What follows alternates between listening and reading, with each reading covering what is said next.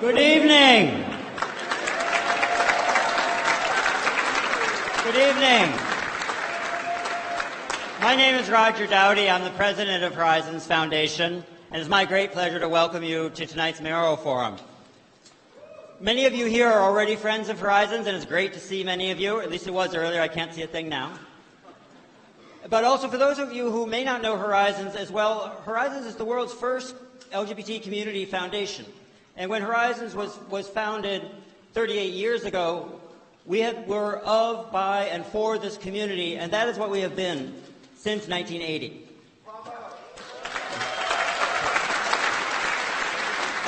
As a community foundation, we make grants. We make grants to support nonprofit organizations that advocate for our rights, that meet our community's needs, and to celebrate our lives through the arts. And over the years, Horizons has been privileged to support hundreds of organizations with tens of millions of dollars in grants, more than $2.5 million last year alone. We also work every year with hundreds of individuals and families, LGBT folks, to help them to make sure that their giving has the kind of impact in the world that they want to see. And we are also the home to, and we are building the LGBT Community Endowment Fund, which is a permanent fund to make sure that our community has the capacity to meet its needs, not only today, but for generations to come. And we are so glad to have tonight's forum because we wanted to make sure that we had a chance in our community to hear directly from the candidates, and perhaps even more importantly, have the candidates hear directly from our community. And we are joined in this by two fine partners, KQED and the Bay Area Reporter. So please join me in thanking them, as well as tonight's ASL interpreters, as well as many people have worked on this, but I want to call out with thanks to two of my colleagues who have worked especially hard, Anthony Morin and Scott Walton. And also to all of tonight's volunteers who have really made tonight possible.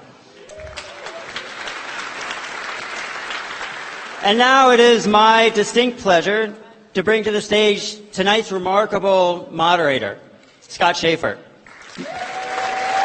Now, many of you know Scott. Now, you got to stay there. I'm not done. Stay there? Okay. Many of you know Scott, but Scott, just in case you don't, is the senior editor for politics and government at KQED, as well as the co-host of Political Breakdown. He's a frequent NPR contributor, as well as the KQED's news desk. And every election for nearly 20 years, he has been the anchor of KQED's statewide coverage. And in his spare time, he also finds time to get in the water with San Francisco's proud LGBTQ tsunami, water polo, and swimming teams. So please help me welcome Scott Schaefer to the stage.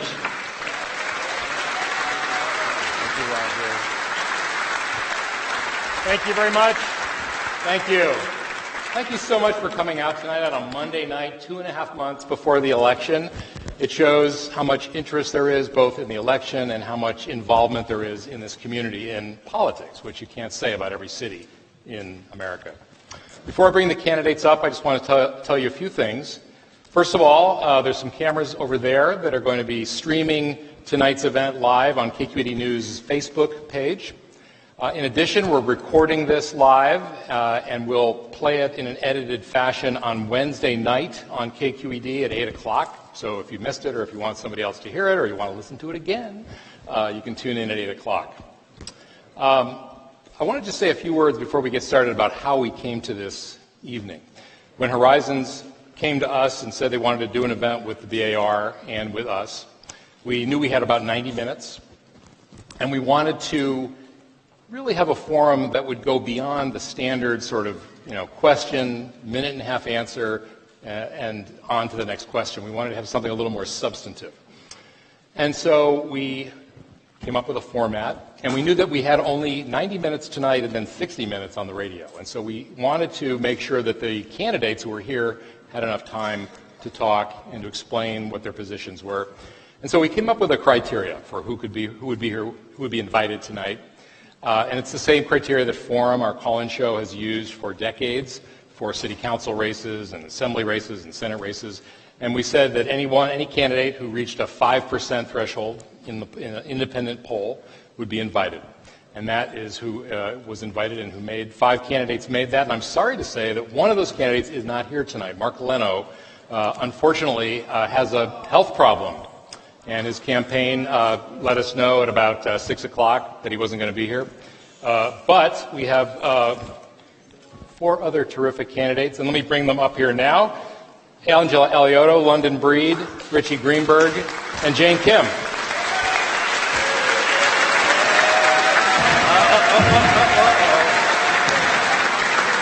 You can just sit alphabetically. You can just sit alphabetically. No. I think.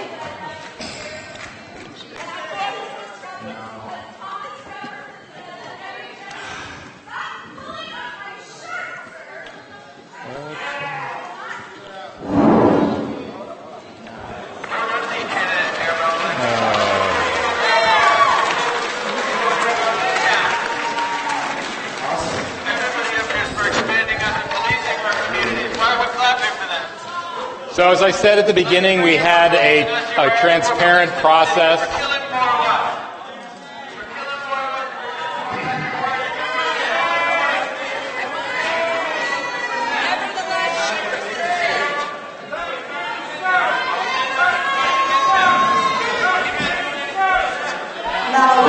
If you'd like, we can give you 5 minutes at the end to talk while everyone's here. I'd like to participate. You know, we had very clear criteria, and there were other candidates that I know you would, but there were very. Can we let at the end? I'd like to participate. We'll let you say a few words at the end. We'd be happy to do I that. have things to offer.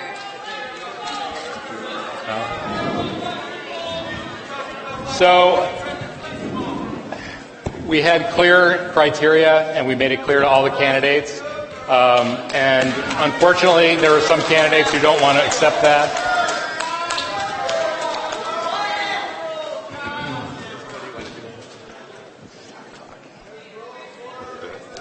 All right, Amy Weiss, you're persistent. We're going to let you stay.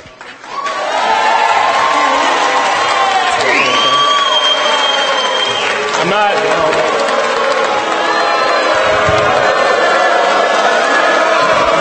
However, what we're going to do. Wait, what we're going to do, Amy. We're going to.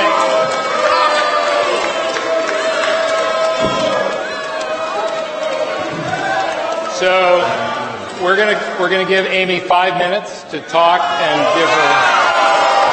That's too much. That's already too much. I'm told.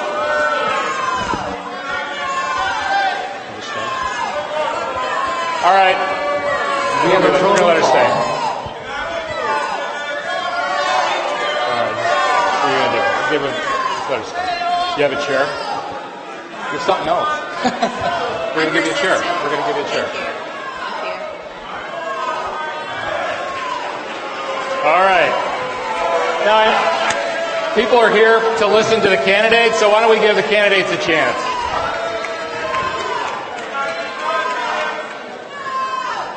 How you doing? Who's yelling no? Who's yelling no? All right. Can we get started? Because I know that most people are here to hear the candidates. Right. They're not here to hear everybody scream. So, all right. All right. Yes, it is. It is rude. You all can decide whether you like it or not, the decision or the process, but we're going to get started. Okay. First question. So I just want all the candidates to know that there's a timekeeper in front.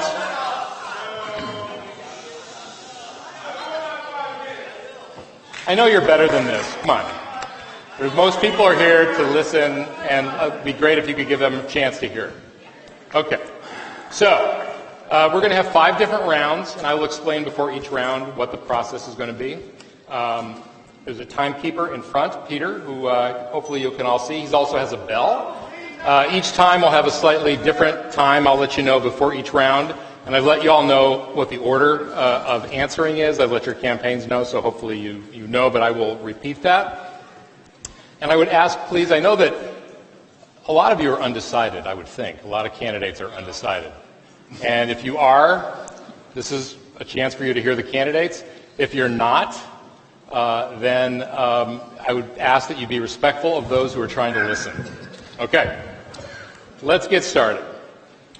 So, we're here tonight at the Castro Theater, a neighborhood that was the epicenter of the AIDS, HIV epidemic in the 80s and 90s. And when that crisis hit San Francisco, there were city leaders at the time who made some tough, unpopular decisions. There were some bad decisions. There was a lot of courage. People stood up, but also people stepped back. And we all judged afterwards how they did as our city leaders. And so my question to you is, tell us, what do you think are the lessons from the HIV/AIDS epidemic? And why are you the best person to lead this city, not just through an AIDS epidemic, but through any crisis, whether it's an earthquake, an epidemic, or anything else? And Jane Kim, we're going to start with you. You have 2 minutes. Thank you, Scott. My name is Jane Kim, and I have had the pleasure of the honor of representing the city over the last decade, starting out on the Board of Education and now serving on the Board of Supervisors. I'm representing one of our more dynamic and challenging districts, which includes the South Market, Tenderloin, Mission Bay, and Tenderloin. I have been a leader, and I am proud of the fact that I have negotiated and won more affordable and middle-income housing on this board than any other city legislator in the last 7 years, working to address our affordability and housing crisis here in San Francisco. We know that one of the major crises that we're seeing here today is an affordability crisis. Here in San Francisco, we have a shrinking middle class. The middle class used to make up 45% of our population as of 1990 and has shrunk down to a third as of 2012, and I'm sure has dropped even more precipitously over the last 5 years. Part of my work and why I'm running is because I want government to play a role. I want the government to play a role in helping to support our middle and working class and also to address epidemics and crises. I'm sorry, I thought this was a broad question around addressing crises.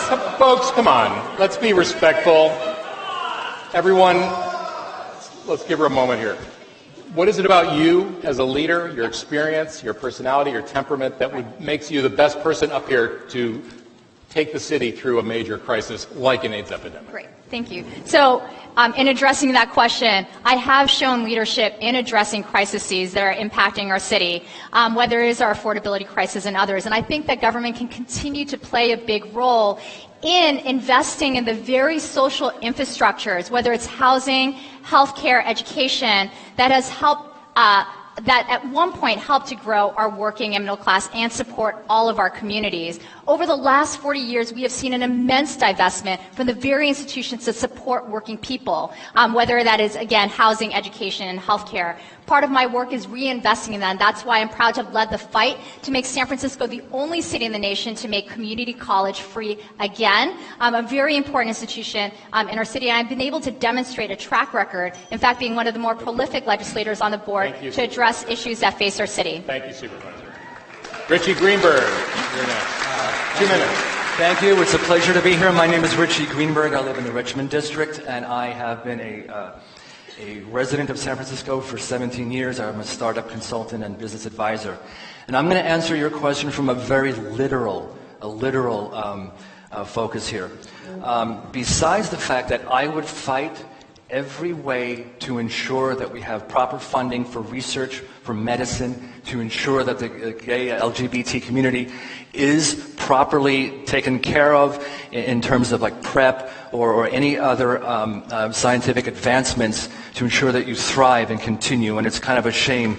It's a shame. It really is a shame that the discovery to control or eradicate HIV took as long as it did, because there were thousands and thousands that were affected here in the city that would have been saved if the advancement had been done earlier. Now then, from a literal standpoint, I have trained in the last year or so NERT, Neighborhood Emergency Response Team, under the umbrella of the fire department. And so in terms of actual, what you would ask about an earthquake or any disaster like that, I am certified. I actually have trained. I am a NERT graduate. And so I know all the proper procedure on how to work with, in teams or individually, to assist when we have that sort of disaster. Moreover, I've also trained under the police department. I'm also certified as ALERT, auxiliary law enforcement. And so in terms of, from both aspects, I'm able to take the reins and work with the community to help save lives that way. All right, thank you. Supervisor Freed. Thank you, everyone. I will just say that I'm the only candidate that's running for mayor that actually served as mayor during a time when, sadly, we experienced a crisis.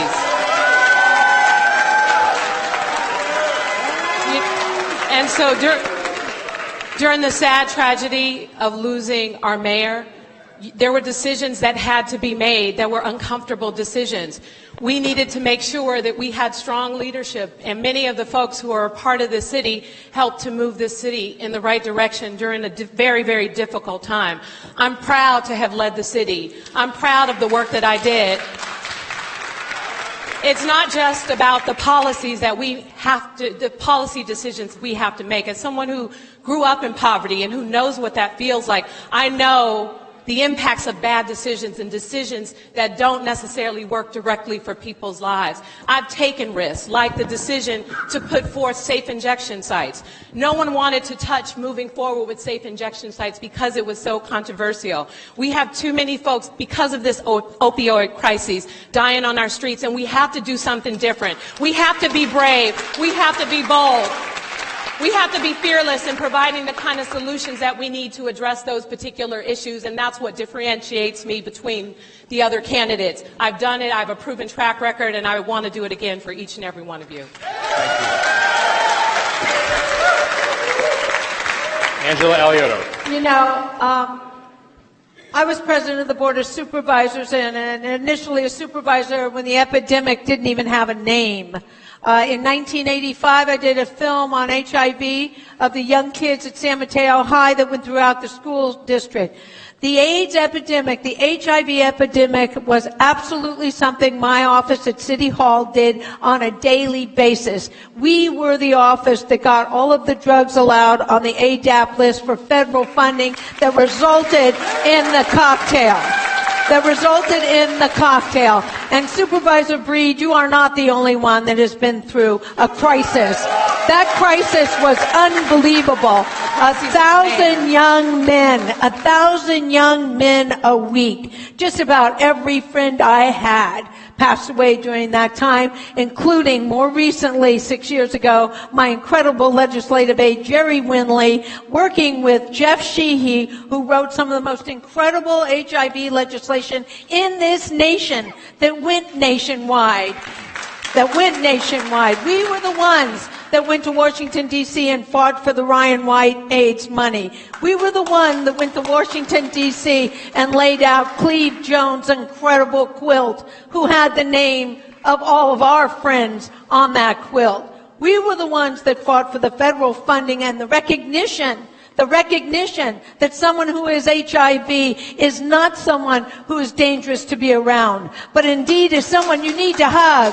We were the ones that did the legislation that allowed a loved one to be in the emergency room with his partner. We were the ones that did domestic partnership, and we were the ones that addressed the violence that occurred to the gay community. And I still, as a civil rights lawyer, continually have cases against people who are HIV and the violence that occurs against them to today. That was a crisis we addressed, and Scott, we addressed it well. Thank you. Thank you, Angela. All right. So a reminder, in case you've forgotten, the question in the context of AIDS is your leadership skills. We've seen a little bit, Amy, of your leadership style tonight. Tell us what you would bring as mayor. We are in the midst of a crisis, and that's why I'm standing on this stage right now. We have an encampment, and we have a shelter shortage crisis. We also have a displacement crisis. Back in 2008, there was a global financial collapse. We had an opportunity as a city to take a different direction because we knew what happened in the late 90s with the tech displacement boom. But people were saying jobs, jobs, jobs, and we changed the economic structure of the city with our tax code, and we catered to corporations. And what ended up happening was we had tech boom displacement 2.0, which caused massive displacement. And the encampment crisis, that's been around for a long time. A lot of people blame Reagan for that, rightly so, for many reasons, both at the state level and at the national level. I actually worked at the Santa Cruz AIDS Project in harm reduction and outreach and education back in 2005.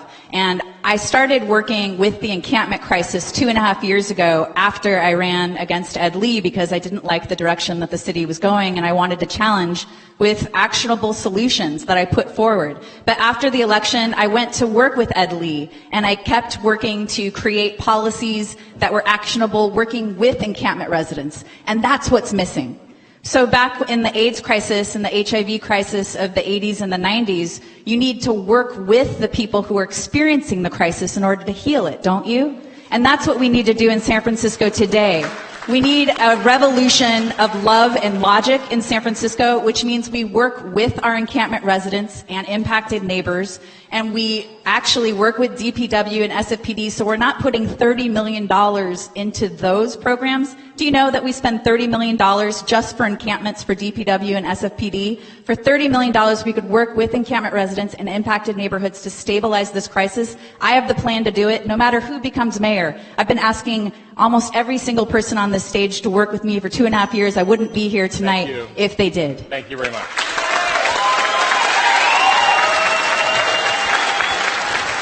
Okay, so for this next segment, I'm going to ask a different question of each of you, and we're going to start with Angela Alioto.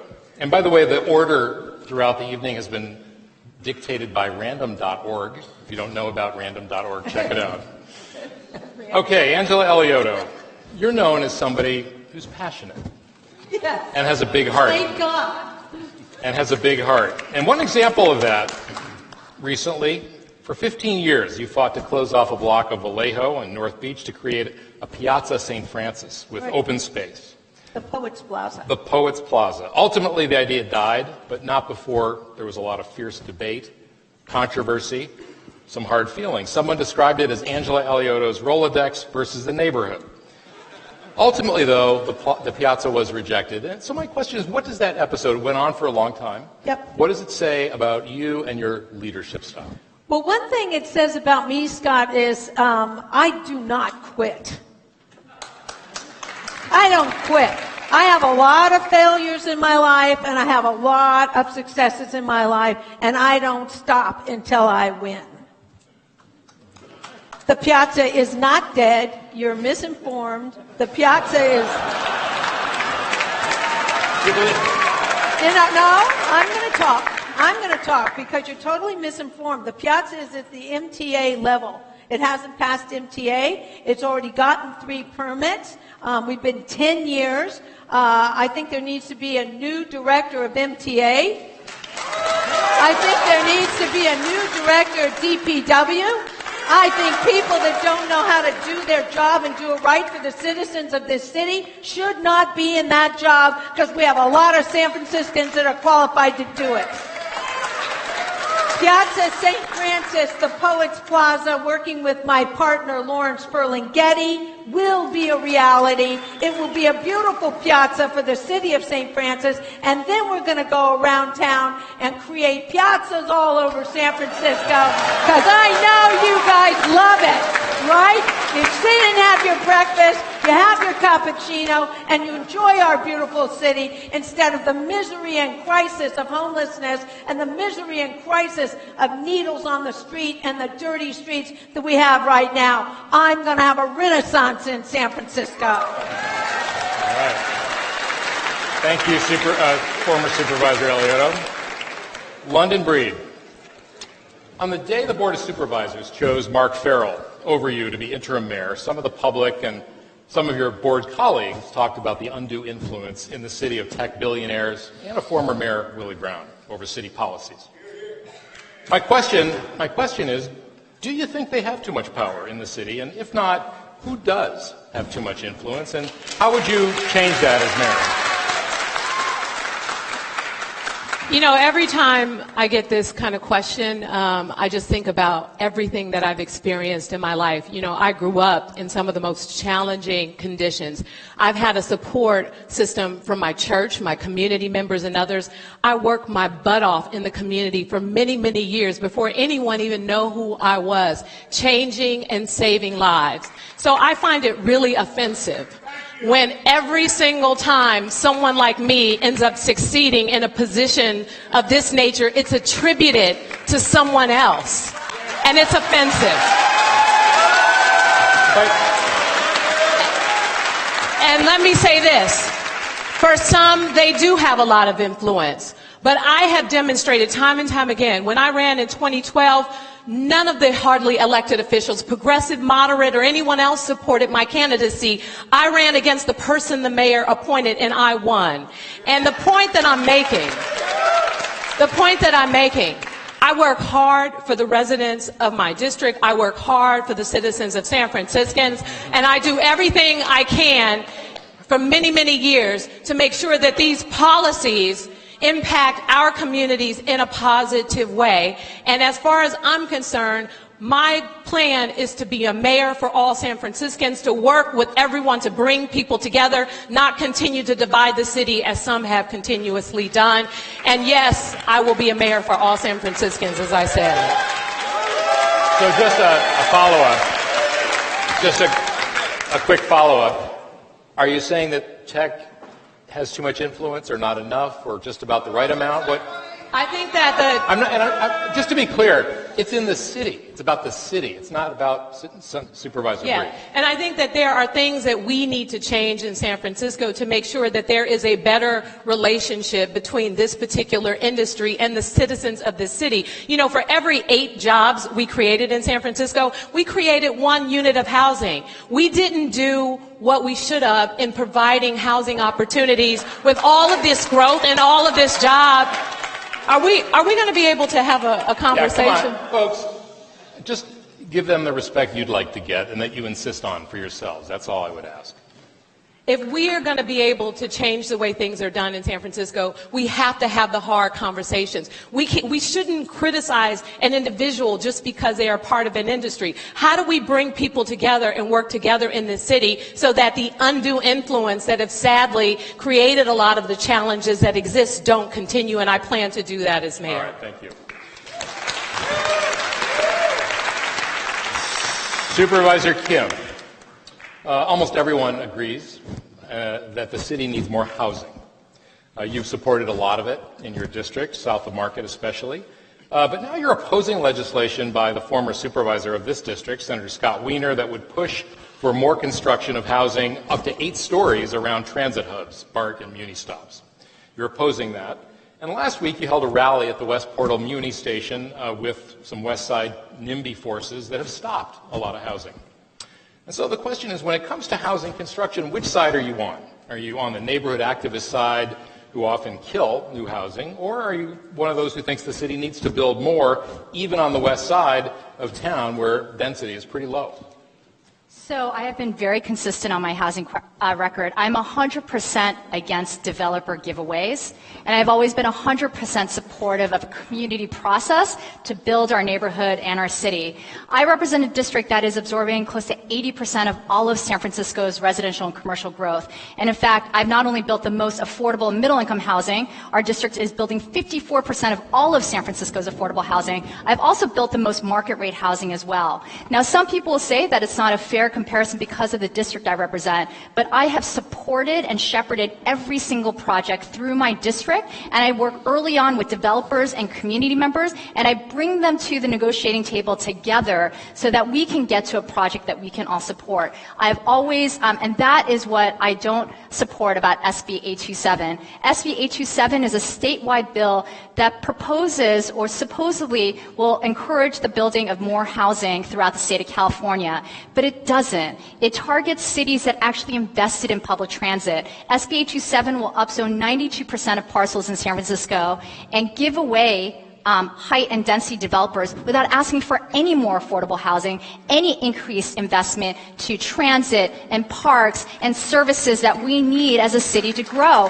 And meanwhile, it doesn't ask Marin or Napa or Contra Costa or San Mateo to build any more housing because those counties have not invested in public transit. I'm very worried that a bill like this will disincentivize our neighbors from investing in the public transit that we need regionally, and it's going to stop a local process here. Every time I have given more height and density to a developer, I've been able to raise the number of affordable and middle-income housing units that they've built, which our residents can afford. When I negotiated with the Giants to get 40% affordable middle-income housing, the community was there with me, and we raised their height and density in exchange for them building more affordable middle-income housing. As you give more height and density, you're giving value to their land, and we should ask them to share that back with our city. All right. Richie Greenberg, perhaps the least known person on the stage. Perhaps not. Perhaps not. Not for long. Not for long.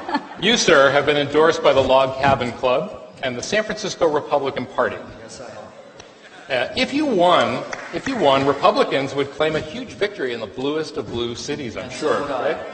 So, given what the party stands for these days, anti-LGBT rights, anti-gun control, denying climate change, anti-immigrant rhetoric, and so on, why would San Francisco want a Republican mayor?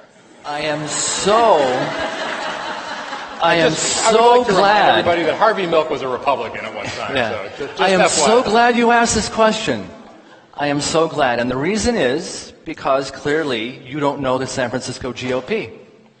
If you go to sfgop.org, anyone here in the audience and listening also recorded, go to SFGOP and you will see the list of all the delegates, and I'm a delegate as well. The GOP is local, the local San Francisco group. We are a cross-section of San Francisco. We have multiple members, multiple delegates that are members of the LGBT community.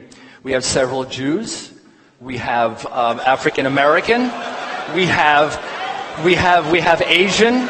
We have everybody on this. And so it is a true cross-section of our community here. Now, there is also a very big distinction between the local San Francisco folks, GOP. Can we just give him a chance to talk? It's not gonna hurt to GOP versus the national. We do not take the same stance, and we don't. On things like abortion, on gay rights, we do not take the same stance. But nonetheless, the National Party does. I'm sorry? The question was, wouldn't the National Party claim it as a big victory? I don't know. They may not. Okay. All right. Thank you. Yep. By the way, Scott, I'm a queer, half-Jewish candidate, so you can ask me Mark Leno's question, perhaps. I am, actually. I'm going to do that. Amy, so according to a very recent study, the citywide vacancy rate for commercial property is about 3.4%. Here in this neighborhood, in the Castro, it's 10 to 12%. It's about 3 times higher than the citywide average. But rents aren't coming down. There are vacant storefronts. Rents are still high. What would you do about that? And why do you think it is? Why doesn't supply and demand work in this neighborhood? Supply and demand will not work if you can withhold supply. Are you with me on that? And so with that in mind, and that's what happened on Market Street back, with the global financial collapse. Instead of saying, let's go ahead and figure out a way to hold these property owners accountable for leaving these buildings blighted and vacant for so many years, we gave them a giveaway, and they benefited the most off of the Twitter tax break because their incomes went up 80% after they had done a disservice to our neighborhoods. Did you know right now that the fee, if you keep your commercial property vacant, how much you pay a year? It's under $800 a year, and we only collect thousands of dollars a year off of that fee. it's very challenging for us to be able to change our commercial vacancy and our residential vacancy taxes right now because there's state level regulations that make it challenging for us. But I was just talking with someone the other day and we cooked up an idea that might actually work. So what we could do, and this would work for vacant residential units as well, we could, as a city, as a group of stakeholders, come together and say there's a new parcel tax for all properties, and this might actually work for commercial as well as residential. And the property tax would be 1 to 2%, but there would be an exemption if there was a lease or a deed, if someone was living in that property, or if it was leased, or if there'd be many extenuating circumstances, such as if it's in probate or the kids are trying to sell it or it's in repair or these kind of things. But we could come up with something fair. In Florida, they call it, I believe, the Homesteaders Tax or Act. And so you're exempt from paying the tax if you actually occupy the space. So this is something that all media and candidates, we should be talking about together, how we'd like to create that tax. Thank you. No taxes. No taxes. Okay, so KQED has been in partnership with a group called By the Bay, and we've been working online through social media to solicit questions from folks who live in San Francisco, and we're going to play a couple of those questions, and each candidate will have a chance, starting with Angela Alioto, to answer. You get just 1:30 for this particular answer. And this first question comes from Samuel Gray, who lives on Goat Hill in Petro Hill. Hello, everyone, and here's my question for the candidate. People of color, LGBT folks, and immigrants are having to leave San Francisco to find sustainable jobs and affordable housing. What would you do to maintain and or rebuild the cultural fabric of our city and maintain the diversity of our community? You able to hear that okay? Yes. Yeah, okay. Angela Alioto? I am a civil rights lawyer who represents minorities and immigrants, and it is an outrageous situation that's occurring in the city. I am the original author. 2016 and 2007. That's the next question. Sorry. I am the original author of the Sanctuary Law. The Sanctuary Law was to protect people of all sexes, of all genders, of all nationalities who were fleeing from places where they were so severely discriminated against that they were in fear of their life. And when I wrote that law, it was to protect, basically at the time, the Mission District community, because so many people were being arrested, sent home, while they literally were at the Club Elegante dancing one night. We had hearings for 6 months on this. And the point is that the sanctuary law is to allow people who are fleeing or who are being discriminated against, that's the key word. The gay community is discriminated against all over the world, no matter what they tell you, per city or per country. People get discriminated against, and what we have to do is have coalitions and bring people together and make sure that San Francisco keeps its cultural diversity. The city is losing its soul when we lose members of the immigrant community, when we lose members of the gay and lesbian community, when we lose members of the Italians, all sorts of the Chinese. San Francisco, you can go all over the world and be in one city, and that's what we were. But we're changing. We're changing because it's not a livable city. How do you stop it? How do you make things affordable for families to stay here. Families of all types. You make it affordable for the family, not just for the very rich in San Francisco. You clean the streets. You make it a clean. The clean streets are a big reason why people don't want to live here. You have the homeless situation, which is an answer I could go on about for much more than a minute and 5 seconds. But it is a situation that absolutely Gavin Newsom and I took care of from 2004 to 2012, and then the city totally dropped the plan. But we housed over 11,000 people. Thank you. We know how to do it. That's how you take care of it. And we're going to talk more about that topic later. Mr. Greenberg. Same question? Yeah, same question for all of you. Okay, thank you. So I see this as an issue on two fronts. First of all, supply and demand. We hear it over and over and over again. We cannot expect any costs of any housing here to drop or the rents to drop to keep the communities here as long as we have this imbalance of people who want to live here, who want to stay here, who want to move here with limited supply. That's a given. That's obvious. But I want to address also another situation that has been very infuriating to me, and I see this brought up at so many forums or community gatherings that talk about building houses. They talk about homes. They talk about how many units they want to put up. They talk about, for example, out in the Balboa Reservoir, they want to put up 1,100 units, okay? And the unit of measure, for some reason, keeps coming up as units. 300 units, 500 units, 1,000 units, whatever. They're not talking about what is the makeup of the unit. Is it for single person? Is it a micro apartment? Is it for 2, 3, 4 bedroom? Is it for... The question is, what would you do as mayor to keep people... So what I would do is I would ensure that the builders and any of the proposals include 1, 2, 3 bedroom apartments to stop pushing families out. If you keep building micro apartments only, then it's only going to be for the younger single people. We need to ensure that we have sufficient stock for the full spectrum to ensure that our families, children, are not pushed out of the city. All right, thank you. And just to reiterate the question that Samuel gave us, it's what would you do to maintain or rebuild the cultural fabric of our city and maintain the diversity of our community? Supervisor Breed? You know, it's all about housing. And since I've been on the Board of Supervisors, I have pushed to change the conversation and how we make sure that the housing laws that we create actually work for the people who are part of this city.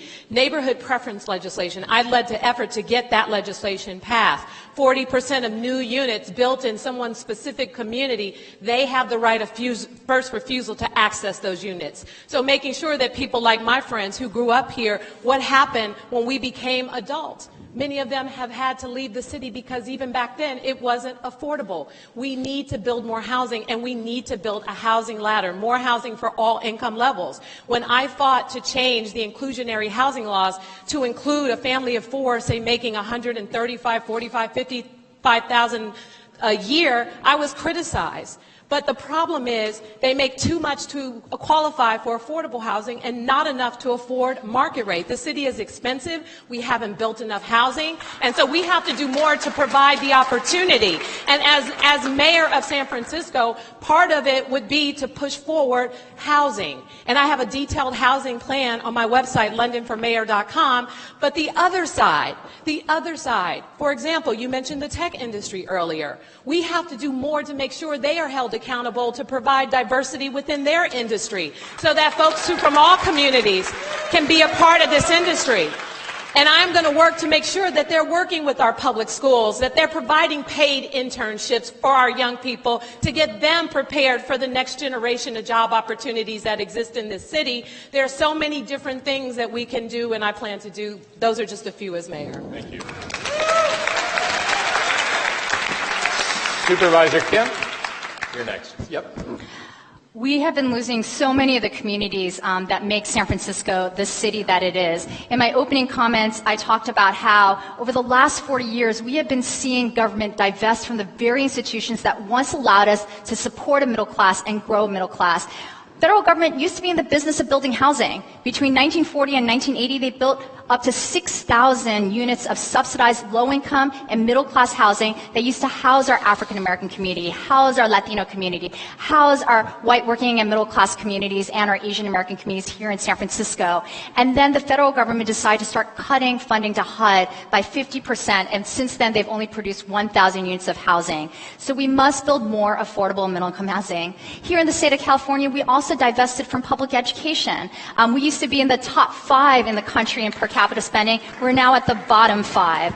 On my time on the board, I have worked to bring in close to $77 million to our school district every single year, which is paying for art teachers in our middle schools, librarians in our elementary schools. And I worked with you to make San Francisco the only city in the nation to make community college free again for all of our residents. It's on someone else's dime. That's on someone else's dime. Yes, by taxing our wealthiest. Yes, it wasn't free. We did it. Free. I know, Richie. It was a tax on our ultra luxury property owners that own properties of. But it's not free. It's subsidized. More correctly, it would be subsidized. We did an ultra-luxury real estate transfer tax on property owners of $5 million and above and created a new category of $25 million above. And this revenue measure is generating close to $44 million a year for our city and county that is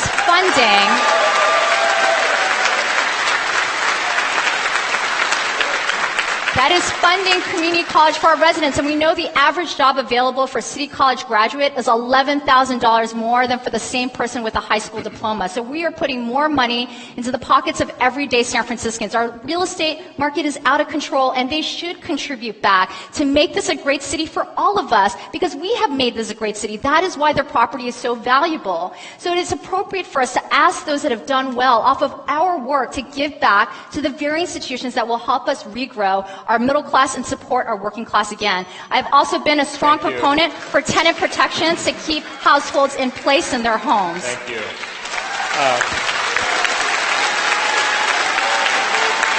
I just want to say, in the next segment, we are going to have an opportunity for you all to talk to each other, but not yet. Okay. To build off of what Supervisor Kim was just saying, we need to stabilize. How do we do that? This June, you can vote for free legal right to counsel when someone is faced with an eviction. This November, we will have the ability to expand rent control locally by repealing Costa-Hawkins. That's very important. Please gather signatures for that right now. We also need to address the renovictions epidemic. That's people who are being evicted with renovations. We need to make sure that we're working with those tenants that are in those situations so that they do get displaced, they have a place to land and belong in the city. Something to really pay attention to, as London Breed pointed out before, she was saying that there was 8-to-1 jobs to housing ratio. Everyone should be extremely alarmed about the Central SOMA plan, which currently has about a 5-to-1 jobs to housing ratio.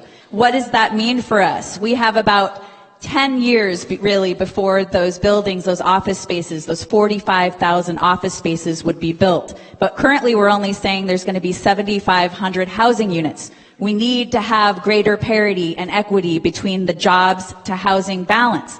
But what we can do if we do this well is we can start working with our youth at SFUSD level to CCSF to SF State, and we can make sure that 50% of those jobs are ready to have a pipeline to prosperity from the people who are currently residents in the city to be able to take those jobs, which wouldn't put such a crunch on our housing. Now, it makes sense that a lot of people are going to go and explore and spread their wings, and not everybody's going to stay in San Francisco who grew up in San Francisco, but we do want the opportunity for people who do want to stay here to contribute to the fabric of our culture. All right.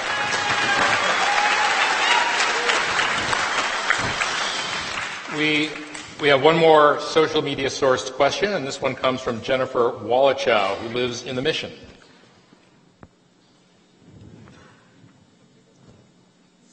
Between 2016 and 2017, average commute times in the Bay Area increased by nearly 19%. As mayor, how will you work with other cities around the Bay to improve regional transportation, such as adding more bridges, carpool lanes, and public transportation?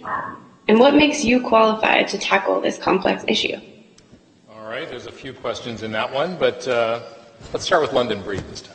Well, today we were at the Seawall talking about state legislation that is going to provide additional funding to help strengthen the seawall, which is right on top of the BART tube and impacts our infrastructure. A conversation sometimes that we don't talk about is infrastructure and how we as a city need to do more to make sure that we make plans for the right infrastructure to address the needs of our city in general around congestion, around commuting. And so my plan is, of course, to work with mayors all over the Bay Area to address issues around housing, to address issues around transportation, and how we can collaboratively work together. I am a member, along with Supervisor Kim, of the Transportation Authority on the Board of Supervisors, and part of how we talk about transportation has everything to do with addressing it from a regional approach.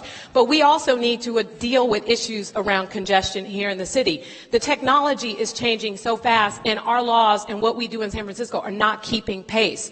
We have not just the Ubers and the Lyfts, but we have the caviar deliveries and the Postmates and all of these things layered on top of one another without any data to understand who's in San Francisco at any given moment. I do think that we need to look at the data. We need to make strategic decisions about how we manage, all of the different transportation platforms, in addition to addressing issues of our infrastructure to make it easier for people to get around faster and to make public transportation the priority in terms of options to commute in and out of the city and around the city.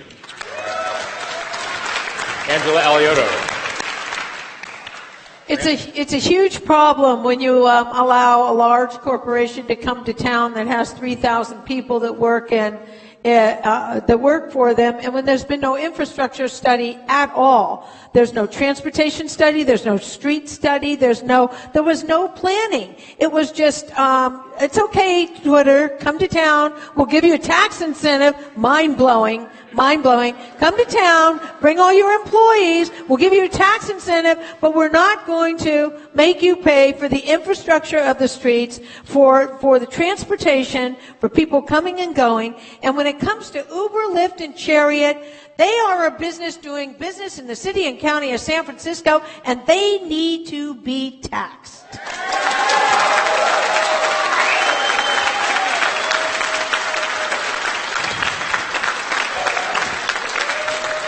Supervisor, I don't think my time's up. I'm not giving up a second. Not a second. I'm here. I'm not giving it up. We need to have coalitions in this city. I can't stress this enough. In every answer, I could add add a coalition to the answer, because the tech industry, the government, and the citizens, you all out there, are not at the same table. Tech industry has been extremely generous to us in the city and county of San Francisco for the things that they want to give to. And that's wonderful. Thank very much. However, they need to sit at the table with government and the community and discuss what we, the city, need from them, not what they want to give, which means infrastructure, transportation, and every single time that there's a new employee building filled with a new building filled with new employees, we need to sit down and have a plan for how that's going to affect that part of our city. All right. Supervisor Kim, transportation. So I am a huge supporter of our long-term capital infrastructure investments, whether it is a second Transbay 2 for BART or Caltrain, the extension of Caltrain, electrification, the phase 2 and 3 of Central Subway to North Beach and Fisherman's Wharf, and of course more underground subways. But we know that those investments will take 10 to 20 years here to build in San Francisco. So in the meantime, we need to invest in more buses and longer Muni trains. You should never see a one-car NJUTA or T-train ever again.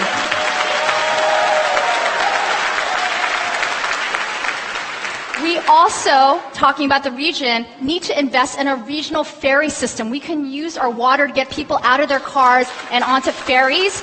I'm actually prioritizing the construction of a ferry at Mission Bay, which will service the South, East, and North Bay to the Warriors Arena, Giant Stadium, UCSF, and Kaiser to make sure that ferry is an option. And we can do a lot more of that and get people on water and out of their cars. And within San Francisco, we do need to invest in a protected bike infrastructure. More people that can get out of their cars and bike throughout San Francisco to work and to school. It is part of my commitment to be one less vehicle on the road, but I'm only going to do it if there's more protected bike lanes. We need to invest in the transit infrastructure. I also serve on the Metropolitan Transportation Commission, which is a body of elected officials of all 9 Bay Area counties, and we are working to tie more of our transit funds to the production of housing so that if you get transit investments, you have to build more housing to obtain those funds. And finally, we're working on a low-income regional discount pass because we know that low-income families often have to use multiple operators to get to work. We want one pass that families can use to take AC Transit and Muni and BART and Sam's Trans, because we know that transportation is often the second or third largest item of any family's budget. So we can do a lot more as a region to invest in transit. Richie Greenberg. I think that we've got multiple issues here with traffic. We, for some reason, over the past few years, have reversed what used to be a trend when tech first came on the scene, where we would telecommute. People would be working from home, working from a remote office, and for some reason that has pretty much dropped off. As mayor, I would like to work with the different businesses and say, please bring that back. Stop putting people in cars coming into the city. We don't need to have all of them here at once at the same time. We need to see alternatives so that way we're not jamming up the freeways. That's number one. Number two, within the city itself, we were on course a few years ago to lower our emission output for the years. And then all of a sudden, what came on the scene? Uber and Lyft and shared ride. And they clogged the city. And so we can't have a comprehensive program and outlook on dealing with traffic and congestion unless we look at the number of cars that are just plugging up the city. Along with that, we need to do something, for example, of taking MTA back under the auspices of the mayor's office and or the board of supervisors. It's a rogue agency. The leader is rogue. We need to deal with that as well, to deal with bring in experts in software to reprogram and get the most efficient use of buses, timing of intersections, which is problematic during certain commute times, as well as get traffic enforcement officers at the different key areas around the city, so that way we don't have gridlock that we see at commute times. Okay, thank you. Amy? So this ties back to housing, of course, because if we were creating affordable housing opportunities for our essential workforce, our nurses, our teachers, our first responders, our service workers, then we would have less of a commute issue. So we really do need to target affordable housing development to our workforce and families as one piece of this. But, Dianne Feinstein was talking about the idea of a second bridge, but how can we even talk about the idea of a second bridge when we know that there are tens of thousands of cars from Uber and Lyft that are coming into our city and clogging that bridge, and we don't have any ability to regulate or track them? And that's an unfortunate thing that happened years ago when the administration of City Hall was looking the other way when Uber and Lyft were disrupting, rather than figuring out how do we truly work together with these companies so that we protect our taxi drivers and we come up with regulations that are fair across the board. And so I do love the idea of starting these talks of investing in a second bay tunnel for BART. I think that's a really important long-term investment, like Supervisor Kim was talking about. But in the meantime, London actually banned Uber from operating in their city. And there are groups of people, stakeholders who were driving for Uber, as well as taxi drivers and unions that are coming together to say, let's have a North Star right now of creating a locally regulated platform, hopefully a worker co-op, that would be pro-driver, pro-passenger, and pro-environment. And if we were to do that well, it could over time supplant what these other companies are offering, because I think the people of San Francisco would want to invest in that kind of technology. So,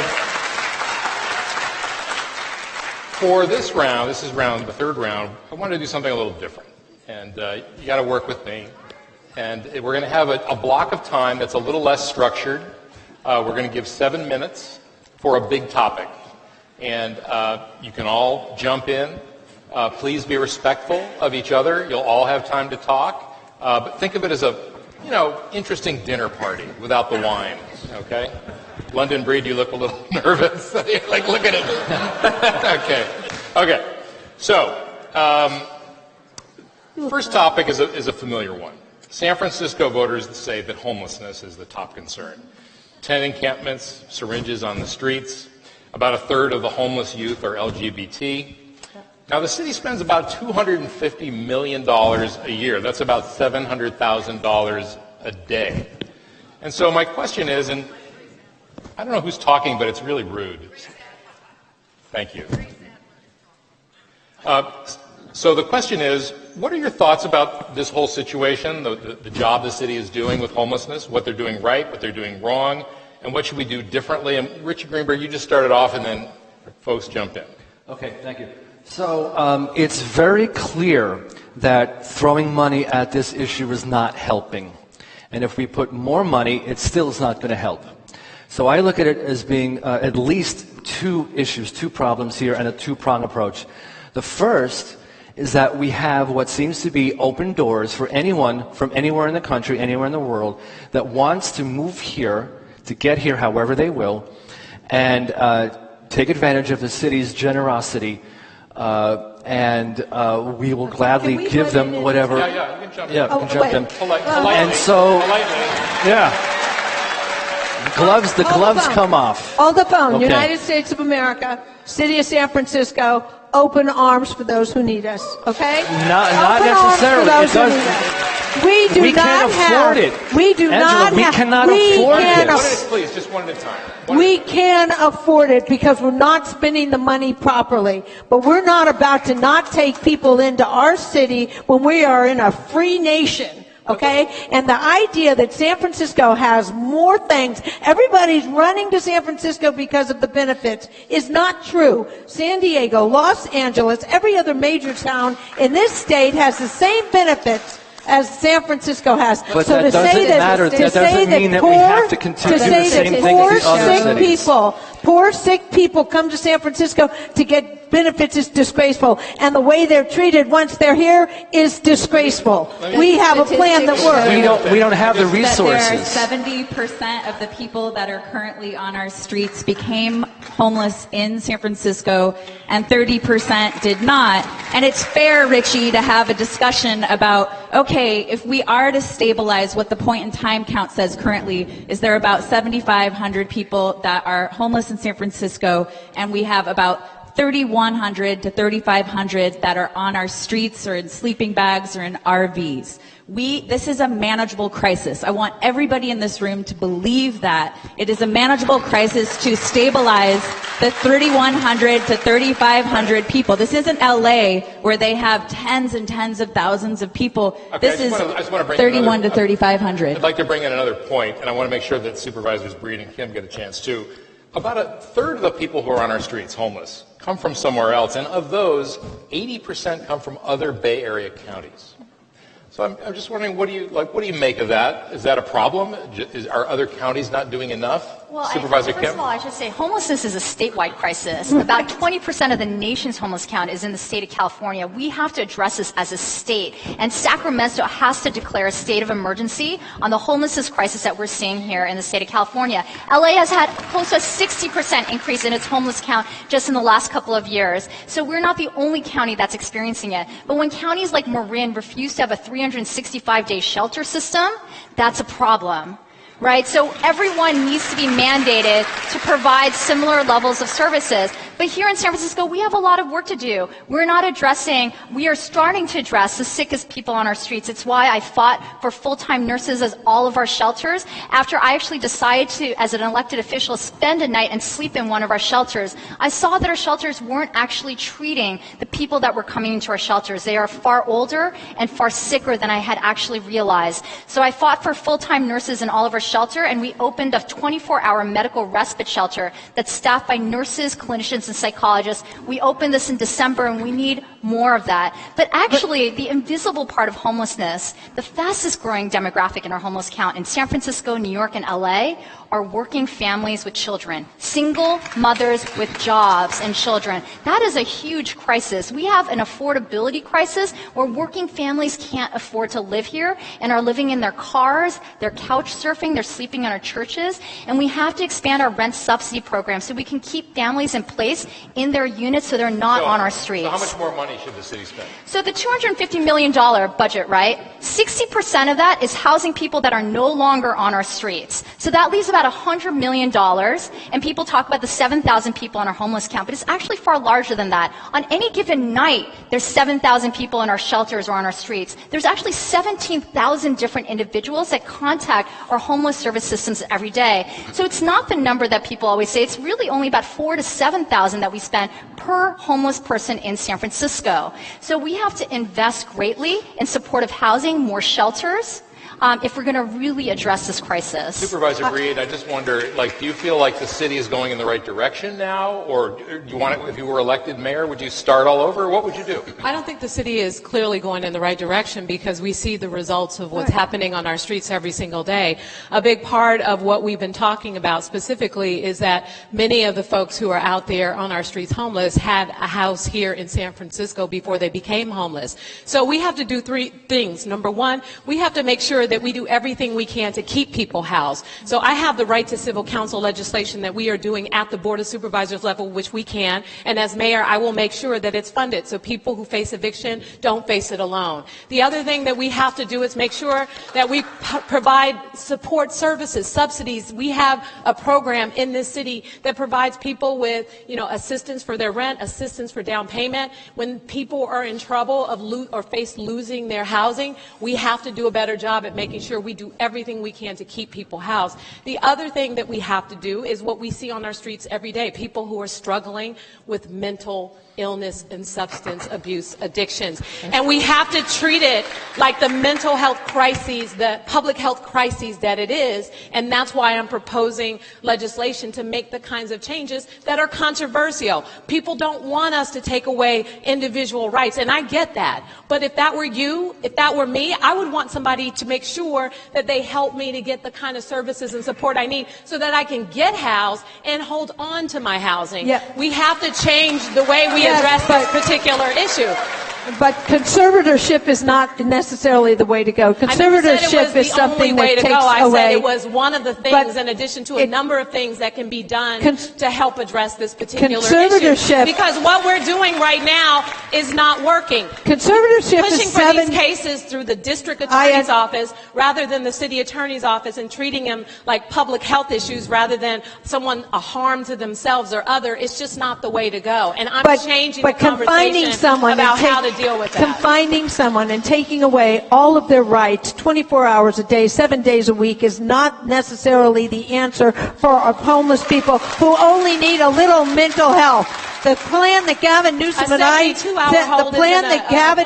I did worked. In 2015, Harvey Rose said, "Why haven't you refunded that plan and put the buildings back in it?" It was working. And the question is, why didn't the Board of Supervisors keep doing a plan that was working perfectly instead of having the chaos that we have now for all these poor people who are either triple diagnosed, women and children, and single women who have been sexually abused? I wouldn't say Before this crisis occurred, why didn't you go back to what worked? The people of San Francisco, and I would imagine the people in this room. I would just say that the challenge is the people who have these challenges, they come in contact with law enforcement, they're put on the 5150 hold, they're held for 72 hours, hardly even evaluated to determine what the challenges are, and then they're right back on the streets again without any help or any support. That is not working. That is not the right way to go. But that's not taking care of them either. That isn't putting them into shelters. Do not work. Nobody goes to shelters. The people of San Francisco and the people in this room, you want to know that the person who's mayor next is going to stabilize the encampment crisis. Do you not? So I am the only one on this stage who has direct service work, program development work, and evaluation work in mental health, transitional housing, healing professions, intentional healing communities. I'm the only person on this stage who spent the last 2.5 years working on the ground with encampment residents, impacted neighbors, DPW workers, and what's the result? team workers. What's the result? The chaos. The goal is that currently, not included in that $250 million is $30 million that I mentioned before that's being wasted on DPW and SFPD to respond to encampments. With that $30 million, I have a scalable model where we can actually stabilize the encampment crisis. I wouldn't say that money is wasted, mostly because but we need accountability. Last year, There's no accountability where the money is going. A hepatitis A outbreak like the one that they did in San Diego, and so I wouldn't suggest that money was wasted. We're just dribbling money. We don't know where the money is going. I just want to ask one quick thing, and then we're going to move on. Supervisor Kim, correct me if I'm wrong, but I thought you said that people have a right to live in tents on the street. Is that right, wrong? I have never said that. Okay, that's why I wanted to be corrected. I thank you for correcting me. I did read it somewhere and it didn't seem right, You and so I wanted to fought ask. to keep people in tents on the street. When have I ever done that? When? When would The last couple of years, encampments are not you okay. were so vocal. Tent encampments are not okay. We need to get people off the streets and into shelter But that and is into not supportive what housing. you had said in the last few years. I would like you to quote me saying the opposite. I can Google it. Anyone here can Google that. I have been And the she leader. fought to keep them I have on been the the street leader in tents. every single year on the Board of Supervisors. The homeless serving organizations come to my office to ask us to fight every year to increase rent subsidies for families that are at risk of eviction into homelessness, to increase supportive housing for transitional age youth and seniors that are at risk of becoming homeless, and also to subsidize increased shelters. The district I represent has built more shelter beds than any other district in the city and has done that with my support. Navigation centers, medical respite shelters, supportive housing for veterans, formerly homeless seniors, formerly homeless youth. That is happening in the district I represent. It's happened with my support because I don't say no to services. And our district has done a tremendous amount, and the rest of the city also needs to embrace solving this crisis as well. SOS, we need safe, organized spaces. District Safe, 6 organized has more spaces. homeless individuals than all the other districts combined. Exactly. So that's a big Navigation part of why a SOS, lot we're in of a programs crisis. and services Okay. are there. All right. Right. 50% of the homeless count has always been in the district that I represent, long before I got on the board and while I'm on the board. So I have the most experience actually addressing this issue and why I've worked so hard to bring more shelter beds and supportive housing, because those are the constituents that I represent every single day. That is why I decided to stay in a shelter to see what that experience was like for homeless residents. I waited in line. I went through the shelter reservation system, and I spent a night in our shelter to understand what that experience was like for the constituents I represent. Okay, we thank you very much. Obviously, this is a complicated topic. We spent about 10 minutes talking about it, and I really appreciate your candor. We're going to move on, but thank you very much. And didn't expect to solve the problem, but wanted to give people a chance to see how you think about it. I have a solution: safe, organized spaces. Okay, so this next round, the candidates get to question each other, and they were told ahead of time who they were going to question, with one exception down there. Angela Alioto. Angela Alioto, you get to pose your question to Richie Greenberg. And let me just say, no speeches, please. 30-second question, 1 minute response.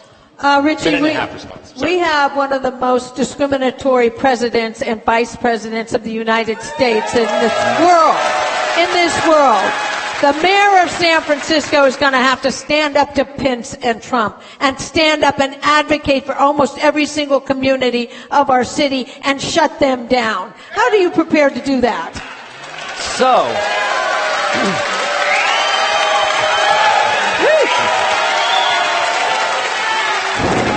You get a minute and a half. So, as I had said a few minutes ago, the San Francisco GOP is not the same as the national GOP, okay?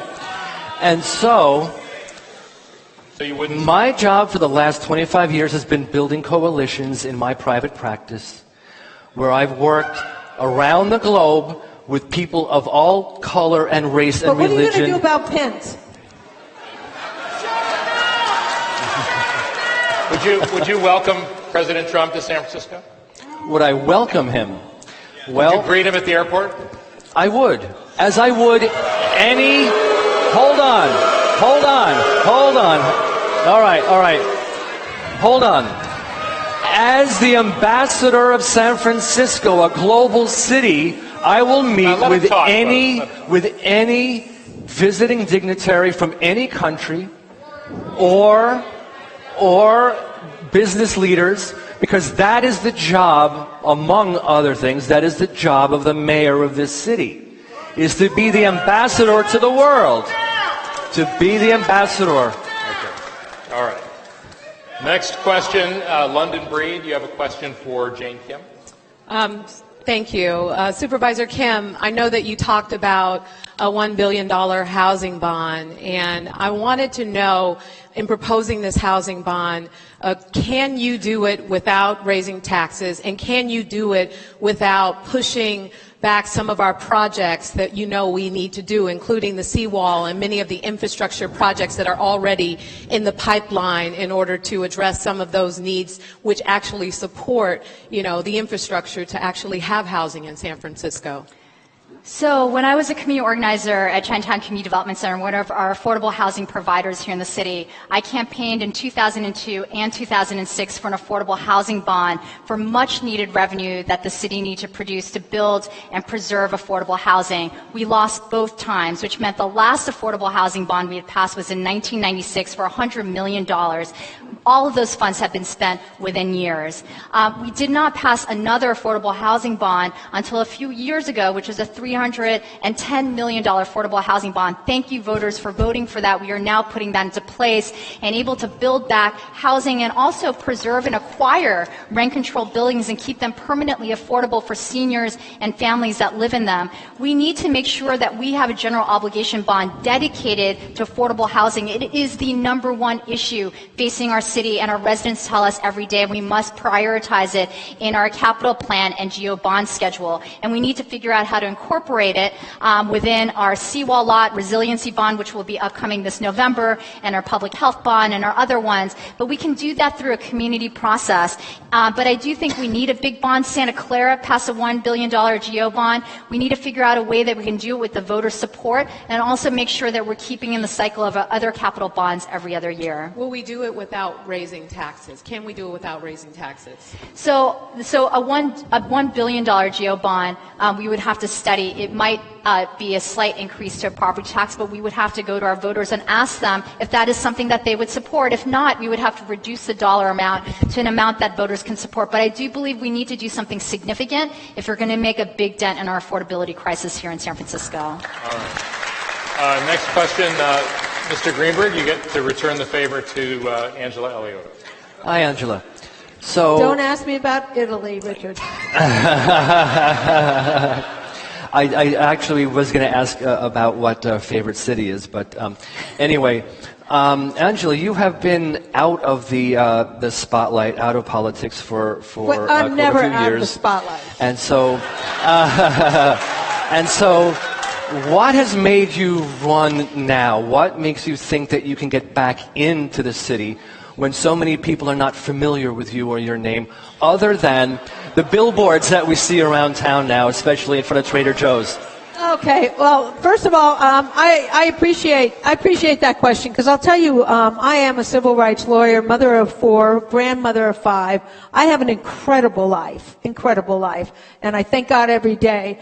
I also love working to help other people who don't have such a great life, and the homeless situation and the health situation of our city is one of the main reasons I got back into this race. I ran for office 2 years ago for the DCCC, and I came in number 1 in the west side of the city out of 48 candidates. So some people remember me, Richard. Some people. Number 1, everyone on that list was an elected official, and I beat them all. So some people remember me. But having said that, on a very serious level, we need to take tents off the street. We need to put human beings into units where they can function, or into mental health situations where they get the proper mental health. We need to fight like hell on the state and federal level to bring mental health money to the city and county of San Francisco like we did 10 years ago for the 10-year plan. We need to clean these streets. Again, DPW has to do its job. We need to have affordable housing for everybody, not just for the rich. And we have to do something about the crime situation in the city, about the inability to even park your car without having broken windows or have your house robbed. And that's something I will address right away. So thank you, Richard. I appreciate that. Remember me when you go vote. I will. Okay. I certainly will.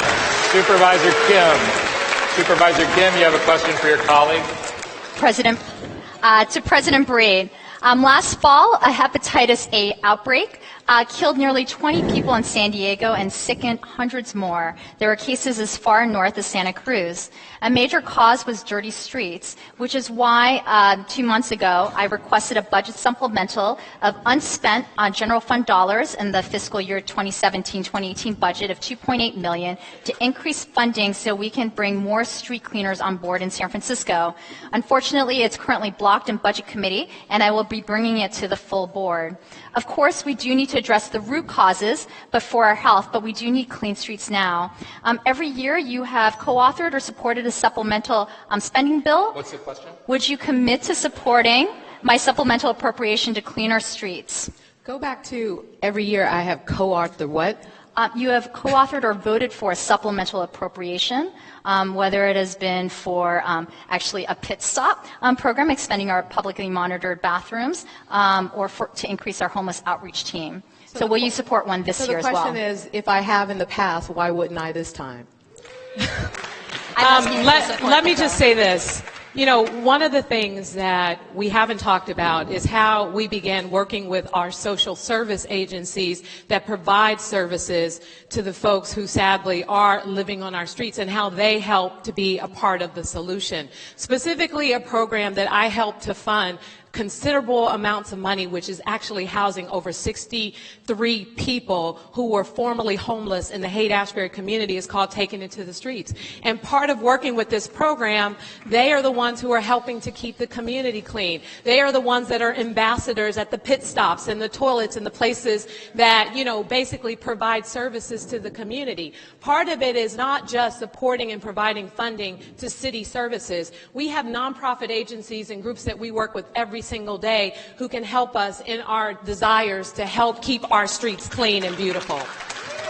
So just re-ask the question. So part of the $2.8 million will go towards supporting programs like Downtown Streets Team and Take Back Our Streets. I asked for no speeches, so I'm not sure if you have another question. Or? Well, she did. I'm asking her to answer the question as she had asked me to answer her question. So will you support? Yes. Thank you. Yes.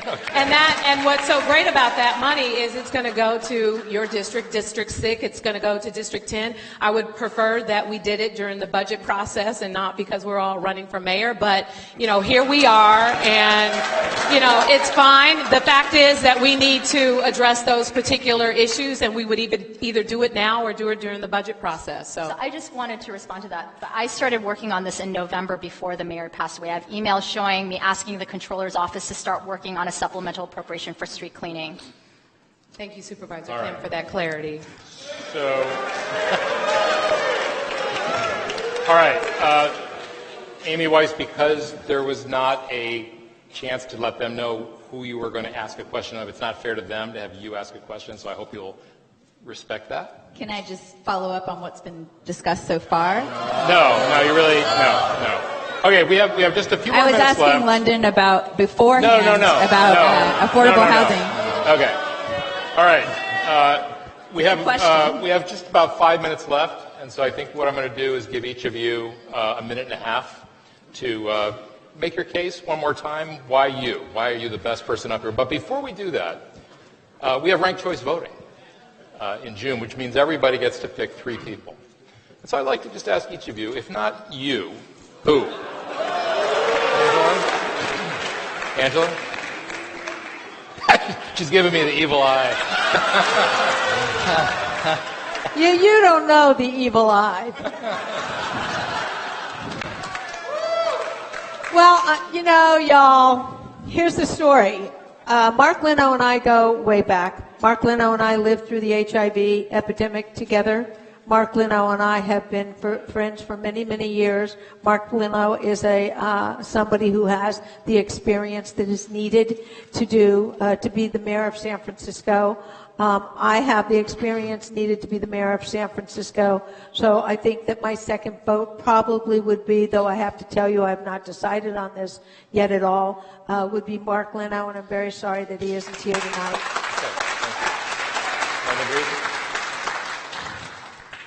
London Breed? Oh, me? Yeah. Oh. Story down the road. Well, I will say that I am one of those undecided voters in terms of who will get my second vote.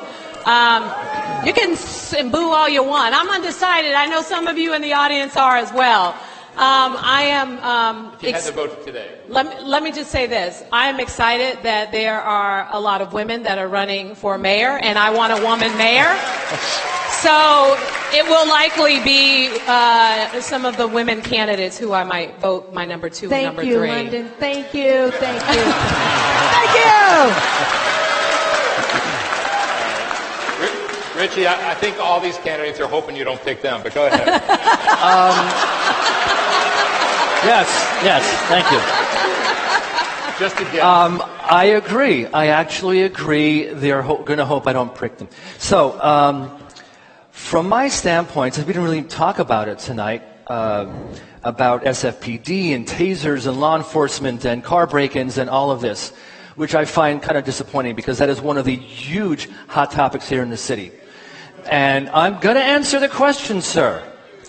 And so, looking at a poll that was published in the Examiner a couple of weeks ago, this poll asked which of the candidates supported tasers, which to me, being law and order here, okay? Question. Who's your second choice? Myself, I support the tasers, giving tasers to the police department. She did not. Mark Leno did not. She flip-flopped and then became neutral. Angela Odio, who's your second Angela Eliotto, and I, so she would be my second choice. Okay, there you go. Wait. There you go. You want to defend Wait. yourself? I thought you don't remember me. No, I have a great memory. I'm talking about others. Hey. Jane Kim. I've already committed my second vote to Senator Mark Leno. I do want to agree that with President London Breed, this is the first time the city has seen the majority of candidates for the mayor's race as women. And I would love San Francisco to be the largest city with a woman as its mayor, and my third choice will definitely be a woman. In 2015, when I challenged Ed Lee, I actually spoke with Supervisor Kim and I spoke with Mark Leno, and I wish that they had joined me then to stand up for a new direction for the city. But now I'm saying vote 1, 2, 3 for equity, Weiss, Kim, and Leno. All right, thank you. Okay, thank you all for being good sports and actually answering the question there. It's time for the closing statements. We're going to actually get out of here almost on time. You have a minute and a half to make your mark here, and we're going to begin with Mr. Greenberg. Thank you. I thank each and every one of you for coming here tonight. And thank you to the organizers, the sponsors, and those listening at home. My goal tonight was to plant a seed in your mind that you do have a choice in this election. And more than any other election in such a long time, I want to be the candidate that has solutions, a new vision, common sense, fiscally responsible approach to install accountability, to restore San Francisco's sense of law and order, and to raise up our quality of life. And as your mayor, I will proudly serve as your ambassador to the world, representing San Francisco on your behalf. You have an opportunity now to follow through on voter dissatisfaction and career politicians. And you can hold them accountable. And don't elect a candidate who has been part of the problem.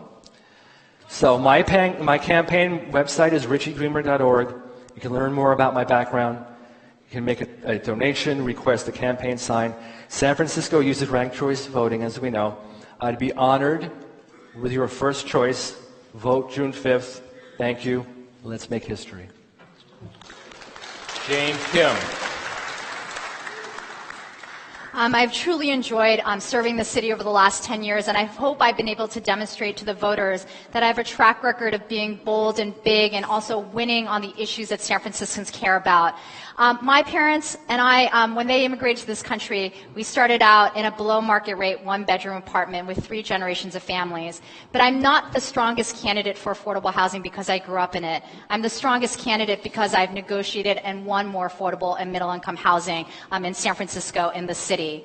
I've also been a fighter for education, bringing in money to K through 12, and also making City College free. And I currently have a ballot measure to make childcare affordable for every single family in San Francisco. It's a $140 million tax on commercial landlords that make over $1 million in rent in the city. And we are going to invest in the productivity of our workers and invest in women going back to work.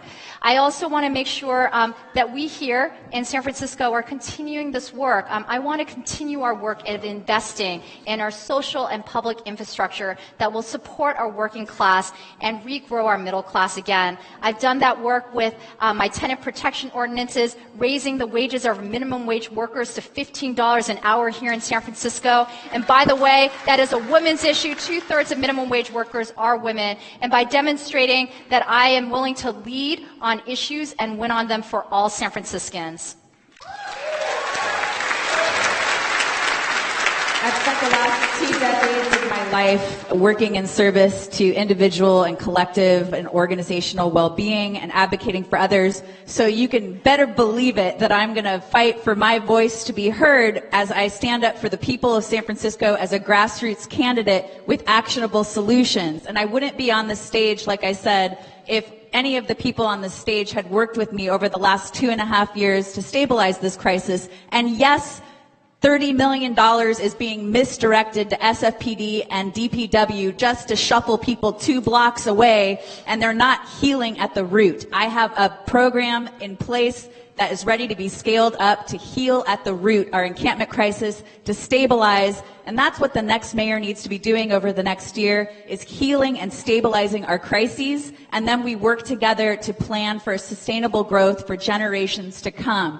Please vote 1, 2, 3 for equity. Also, this is a trial run. Whoever becomes mayor is going to have a year to prove themselves. We need performance metrics. We need to be able to, as a city, as media, as union, as voters, we need to come together and say, what are the things we want to track progress on in this person who's in this position from June 2018 to June 2019, because we have an opportunity to vote again in November 2019 to renew that contract. So please go to weissformayor.com, and even if you don't vote for me, please look but you should, please go ahead and look at that outcomes tracker and help shape it and make it something that we're all talking about so we can measure those outcomes over the next year. Thank you. Supervisor Breed. I'm not running for mayor because I grew up in public housing. I'm running for mayor because the policies that have existed in this city for far too long have not worked for people. We could fight for all of this affordable housing, but what has it done to change the conditions of the people living on our streets? I'm running for mayor because I'm prepared to do what it takes, to provide bold and creative leadership, to be fearless in our pursuit to change these issues. Sometimes it won't be popular, but we have to make the hard decisions to address these problems. And I have done that on the Board of Supervisors. Neighborhood preference was controversial. Safe injection sites were controversial. What we have done in this city to create this situation is exactly why we need someone who is willing to take the chances to move forward, provide the opportunities, but also, more importantly, despite disagreements, bring people together to address these issues. And that's what I'm proposing to do as mayor. Build more housing and build more housing faster and get rid of the bureaucratic red tape in doing so. Address the tenant encampments and make sure that we clear our streets and we get people housed and we get them the mental health support that they need, and make sure that there are more police officers on our streets, that there are neighborhood prosecutors, that are there things that, again, are not popular but are needed, because I want to walk outside in San Francisco. I want to feel the difference. I have a vision for this city that is going to change the city so that when you walk outside your door, you notice the difference because our streets are cleaner. You notice the difference because we have more housing for people who need it. Vote London Breed for mayor, london.com. Right. Don't go to London Breed for mayor because someone else has that particular Angela, website. as has often been the case, you get the last word. I get the last word. Well, I appreciate that very much. Let me just first of all say, it's been incredible that you all came out tonight. All of these panels that we've been going to, 500, 600 people. San Francisco really cares. San Francisco has an unbelievable soul that is being taken away from it. And so people are coming out to see how we can bring the soul of our city back to the city. When I was a kid, I walked down Market Street with Cesar Chavez and my father, and we boycotted grapes. I haven't had a grape since. What about wine? During the revolution, what'd you say? What about wine? I've never had a drink in my life, so.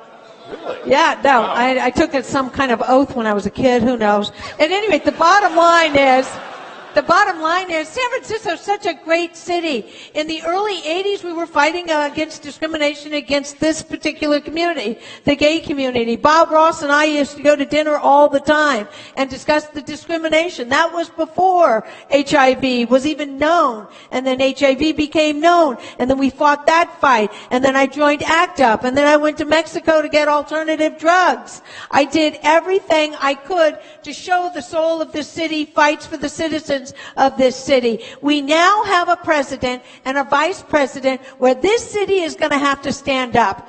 This city's going to have to stand up and say, we're going to have to march. We're going to have to bring the soul back. We're going to have to say, we are not going to tolerate some of these policies that you think you are going to put on us after years and years and years of fighting to have the rights we have. We're not going to let you take them away just because you just happen to have won, because we're the city and county of San Francisco and we fight for our rights. We walk in the streets and we make a difference. And that's why I'm running for mayor of San Francisco. Supervisor, how about a hand for all the candidates? Thank you so much for coming out. Don't forget to listen on KQED Wednesday night at 8 o'clock. Thank you so much.